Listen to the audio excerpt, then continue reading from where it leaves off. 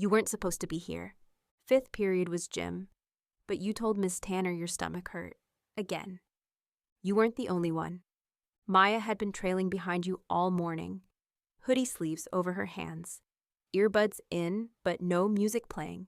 Her dad dropped her off 10 minutes late, again. You didn't ask what was wrong. You just said you were going to the library. She followed you without a word.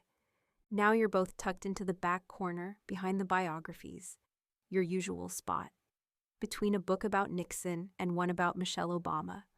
Maya's curled up beside you like she's trying to shrink herself into nothing. Neither of you wanted to be around people today. The library was better. It smelled like dust and glue and leftover winter air. The heater vent behind the shelf hummed softly. The lights clicked overhead every few seconds, like they were thinking about going out. You pulled your hoodie over your head. She hugged her knees. For a little while, it was quiet. Then the world changed. Population. You sit up too fast and bang your shoulder on the edge of the shelf. Population screaming. Maya jerks upright beside you. What was that? You crawl to the edge of the row, peeking through the books. The library is 2 floors up. Open balcony view of the school's center stairwell. You see someone running, Mark Ellis from Earth Science. He's fast. You joked once that he ran like an action movie hero. Today he doesn't make it halfway across the landing. Population, he drops. Hard, no movement. A buzzing sound comes from his phone, still glowing beside him. Mom, coming to pick you up. You pull back, fast. Your hands are shaking. You grab Maya's wrist. This is real, you whisper. We have to move. You crouch beneath the table. Your legs are cramping. Your fingers tremble. You hear nothing now, just the hum of old library lights overhead. And suddenly, you're not here anymore. You're back in this room, but it's brighter, warmer, normal. A few weeks ago, the school announced an active shooter drill. You and Mara sat at this same table, 3rd row from the back. Mr. Teller stood up front, holding a laminated ALICE poster, like a prop in a bad play. In the event of an active shooter. You remember rolling your eyes. Mara wrote something in her notebook and slid it to you. Should we throw books or cry? You snorted, quiet enough not to get caught. The librarian locked the doors, shades drawn, lights on. Nobody was scared, just bored. Half the class whispered jokes under their breath. You remember what Mara whispered then, looking at the table leg. Like I'd ever hide behind that. You remember the way you laughed. You remember how fake it all felt. Now dash. You're here, back under the same table, same thin leg. Mara's hands are clamped over her mouth to stop her sobs. And there's someone outside the door, not a teacher, not a drill. You glance at her, then at the door. You've never felt silence this loud.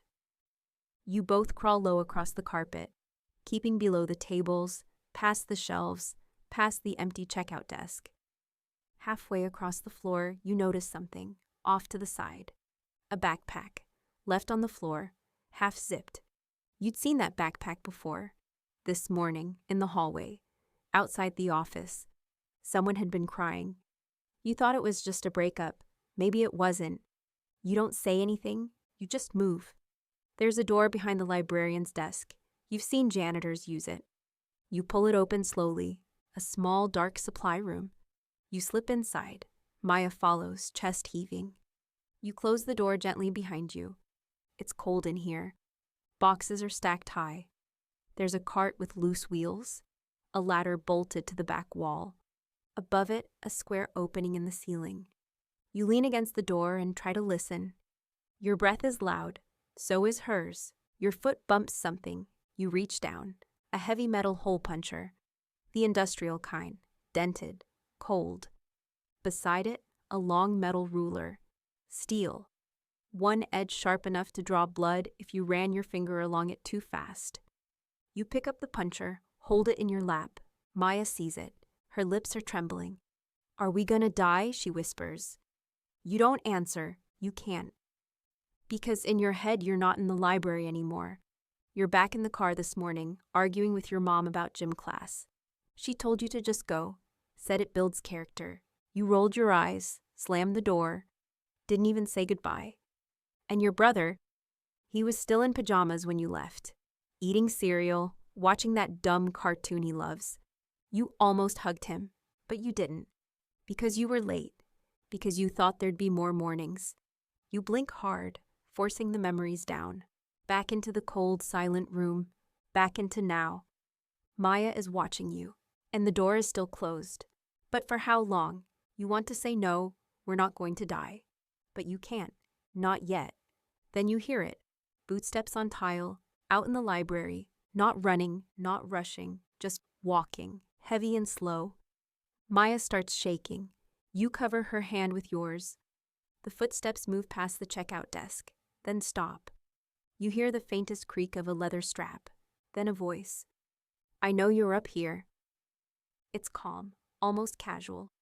I just want to talk. Maya stiffens beside you. You press your hand over your mouth. And hers. Neither of you breathe. I liked the girl who worked the desk. Too bad she ran. His voice is so normal, like someone reading a script. You can come out, I'm not mad. A chair scrapes across the floor. He sits. Maya's hand tightens in yours. Then, the speaker in the ceiling crackles. Static hisses. A single word stutters through. Lock. Down. The sound dies. Your spine turns to ice. You shift slightly, just enough to glance up at the ladder. It's right there. You might be able to climb. Get into the crawl space. Escape. But the rungs are old. Metal. They'll creak. You glance down at the hole puncher in your lap. Your hand is cramping from gripping it so tightly. He stands. Bootsteps again. Closer this time. He's walking the rows. You're quiet, he says. Good for you. Maya's lips part. She's about to say something. Maybe beginning. You shake your head fast. She bites down on her sleeve. Then, the doorknob turns. Slow, not forced, just tested. He's there. You can feel it. You can hear his breath on the other side. You look at Maya. Her eyes are wild now. Tears down her cheeks. Silent. She mouths something. Please. Then she whispers, so soft you almost miss it. Tell my mom I love her. She shakes her head. Number I want to tell her myself. She grabs your wrist, tighter than before. The ladder is behind you, a possible escape. The weapon is in your lap, a possible fight. The door is between you and him, a possible end. And you? You could make a choice. You could draw him away, slam open the door, run the other direction and scream.